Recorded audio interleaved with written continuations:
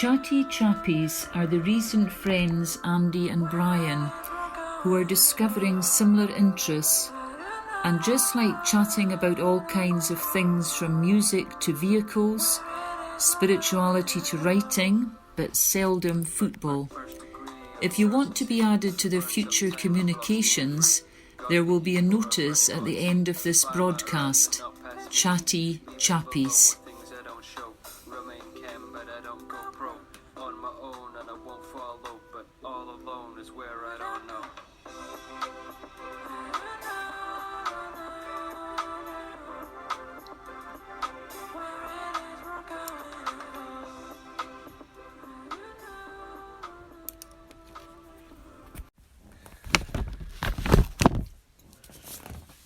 So, here we are, once again, still up in my book room. Hello again, yes. Yeah, so, here we are, and we were touching on the North Coast 500. Oh yes, in our Chatty Chappies last programme. Last time, and I meant to say to you, we were away in Aberdeenshire. Okay. Just outside Aberdeen on an Airbnb with our good friends Alistair and Grace. And we came back by Ballater and then up over the Lecht. Oh, yes. Which is, I think, the next road they were wanting to do. You come up, is it the A93? You come up from Blairgowrie into Braemar, along the D side, past Balmoral, and then up over... from Ballater up over the Lecht to Granton and Spey. Okay. So the authorities are thinking of doing a similar thing? Well, the tourists, whoever authorities are, in inverted commas. Is it tourism or government or whatever? Yeah. So, but at the Lecht, I think it's the third highest road in Scotland. Oh, right. There's a bit... I'm not sure whether it's where the ski resort is or whether it's further on. Yeah. But it's the third highest. You've got the Bealach na Ba, you've got the Bealach Ratigan, and then the Lecht. I looked it up one time. I can't just remember. There's somewhere else. Yeah. But you're well over the. You're not quite at the 2,000 foot above sea level mark. Yeah. But you are very high up, and it's real fun doing it in a Jaguar. Yes. Oh, yeah. Very nice. Yeah. So I wonder if they would be doing a similar thing. Would they have accommodation, or would it be seen as a day trip and more services for meals and things? Yeah. There's a lot of stuff will need to be done. The road is very narrow, of course. Yeah. But there were a lot of foreign registrations. Right. Lots of motorbikes doing it. German number plates, Dutch number plates. So getting quite popular. Yeah. We've come from the south, up to Blairgowrie, and then turned east to go to Banchory. But I've never done it going west towards Granton. Never done that stretch. No. As a driver's road, it's a real treat. Okay. Oh yes. It's a real treat. You want to go and do yourself. Tom and Towel to Cockbridge, and that's one of these ones that's in the news, isn't it? It's one of the ones that's in the news. In the winter time, Tom and Towel Road. The snow gates are shut at. That's the one. Oh, that could be interesting. I'm thinking now, would it be nice in the autumn? Oh. Yeah. When the heather's in bloom. Oh, the heather's in bloom. There's a lot of grouse estates along the side there, because you're Glenlivet. Oh yes, There's a lot of grouse estates along there. Distilleries. And distilleries, of course. Yeah. So you can. But it would be a very nice place when the heather's in bloom. and driving along there. Yeah, I wonder what we would call that from a marketing point of view. That drive that you're talking about. They had come up with a name. I can't remember off the top of my head. Yeah. I'll look it up for next time and tell you what it is. But it was going to be. Okay. It's not going to be It's not going to be a variation on North Coast 500 or NC 500. But there was something they did already have an idea. Yeah. Beyond the snow gates. Beyond the snow gates. Yeah, come in August and you can get beyond the snow gates. Yeah. Oh well, we look forward to hearing what happens on that front. Yeah. And maybe that'll encourage more people to come into the Highlands and see what a lovely place it is. Yeah. Right, Tom and Tell to Granton. Well, what would you like to chat about now? Well, there we go. So we were talking we had talked about a bucket list. Oh yes, we had things that we got to score off the bucket list. Yeah, that was a few programmes back we had touched on that, and I can't remember now what it was we had said. You had said there was something on your bucket list that you had done. Yeah. It must be an age thing because I can't remember. It must be, aye. Yeah, and you had something too that you fancied doing, or anyway. I wonder, what about these places of rest or retreat centres, that type of thing? Okay. Even just for a weekend, not necessarily a long period of time. So, for instance, a place like Lindisfarne. Okay. We've been down there and crossed the sands to the place. The last time we were there, it was pretty windy, and it was out of season. But as a place, interesting. Now, what exactly can you do at Lindisfarne? I've passed it. I've seen it from the train, and I've passed it there. But is it still a spiritual centre? Is there a community of a monastic community there? Now I don't know, who, what, why, or when, but it was a retreat area for some time. But I don't know which area of the, I suppose, Christianity were there. But I'm trying to think. Of course, I suppose the equivalent in Scotland would be Iona.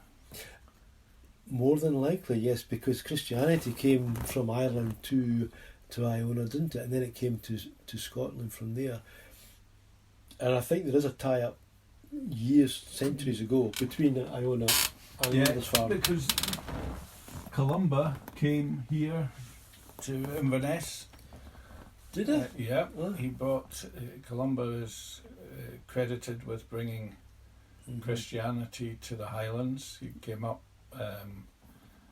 through the Great Glen. Okay. And visited, I believe it was King Brood. And if you look out of this window here, you can look across to Craig Fadrich. Yes. You see the flat top? Yeah. That was the Pictish fort. Yes, I know. Yeah. So yeah, I've been up there. Yeah. Okay. So that was, I believe, King Brood's home. That's his base. Yeah. So even now you can look across to see where Christianity reached the Highlands. First, all those centuries ago, with St Columba and the brothers from Iona. Yeah. So I wondered if something like our bucket list could be a place of retreat, or indeed, maybe a spiritual awakening, or even, well, down in Perth there's the Beeld, quite near where we lived. A nice retreat centre, lovely gardens and lovely people. But Iona, Lindisfarne, and of course the other one that we have out in the north of Scotland is Pluskerdon Abbey. Right. which is Roman Catholic. Not quite so well known though, is it? Whereabout are we? We're on the back road between Forres and Elgin. Okay. So if you come out, you go through Rafford, the little village of Rafford, as if you were going to Dallas Dew Distillery. Okay. And then you turn off and take the back road to Elgin, and in a beautiful glen you come to the Abbey of Pluskerden. It was they started rebuilding it in the end of the 19th century. Yep. And they're rebuilding it ever since. It's only in the 1970s, I believe, that the roof was put on again. It was one of those places that was destroyed by somebody known as the Wolf of Badenoch, who seemed to have a chip on his shoulder with the Catholic Church. Oh, I see. He destroyed Elgin Cathedral and many other places. This is after the Reformation then, this is a long time after. I'm just not quite sure of the dates. Yeah. It's There's certainly a lot of places of worship. this is one of these ones that I can I'll have a look up and come back to you on. Right. But Elgin Cathedral, Pluskerden Abbey, many of the places. Yeah.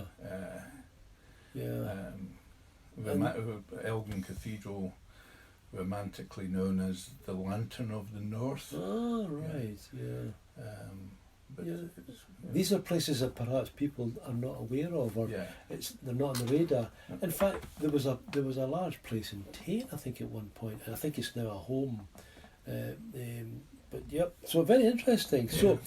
So we could put on our bucket list a retreat or a trip to one of these places, or two places, for retreat and investigation, and yeah, and take it from there. learn worship songs and music. Oh yes, worship, spiritual music. Yeah, hymns and psalms and chanting. These places would have been chanting, yes, very much so. Which is not unlike the singing that we can still get in the islands. Yes. Yes. Yeah. Which some listeners might find that a bit strange to the ear. Yes. Yeah. Yeah. And some of the Western Isles might not like us referring to their type of worship as chant. They might. They might see it as something completely opposite to Gregorian or. Yes, they would. They would. Yes. They wouldn't like to think that we were tying up the two together. No, certainly not. It was just more a generalisation there. That the type of sound rather than what we're perhaps more used to nowadays in churches. But certainly some of that more formal but very traditional music. Mm-hmm.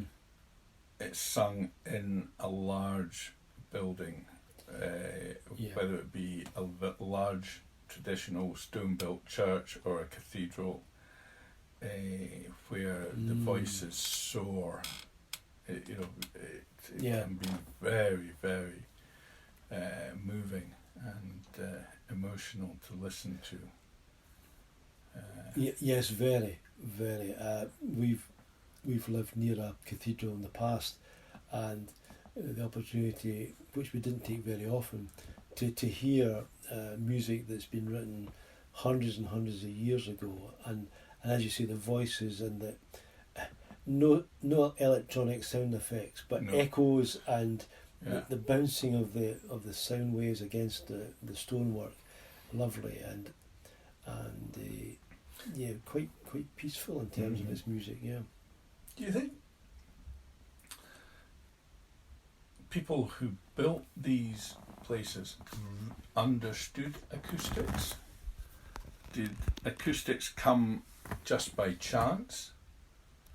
Or do you think the builders, when they were building, realised that there would be this echo and like we now think of that, we have to specialise in acoustics and sound engineers and all the rest of it. Yes. Did the acoustics of the cathedral just happen by chance, or did they have sounding engineers and specialists I think 500, 600, 700 years ago? Yes, yeah. I mean, well, look at St. Paul's. Yeah. The dome was The Whispering Gallery. the Whispering Gallery. So the creation of a building that can help for sound. I believe the Whispering Gallery, its name comes from the fact that if you and I were standing at opposite Yep. sides of that upper in the gallery, Yep. and you turn to the wall and whisper, Yep. I would hear what you're saying at the other side. Yep. Yep. That the sound travels either over the dome or around Or the dome. round I'm the- not round sure the- what round the- way, Yep. but it's a phenomenal thing to hear. You It do is. just sometimes hear it when I've been there. Yeah. You just can hear the whisper from the other side of the dome. I think, when going back all these centuries, there must have been some recognition of how to construct the building to enhance the sound, Yeah. or to help support the sound. Mhm. Because with a large congregation, the person at the front has to be heard. Yeah, yeah. And there's no electronic, obviously, Computer aided. voice technology. enhancements. No, so Yeah. yeah. And even then, oh, Andrew, listen, we better shut down for tonight. Yeah. Shall we pick this back up again? We Because will. I'm finding it quite interesting, because I'd like to talk to you about worship in a bit more detail, maybe even comparing the modern and the past, Yeah. and what's happening today in these things. Yeah. But that's great. Really good to see you again. Indeed. Likewise. Yeah, You. and Aye. we'll see you again, whether it's here or at the other place. Yes. Yeah. If it's the other place, you might get a coffee. I might get a coffee this time. I might get a coffee. Bye. Bye.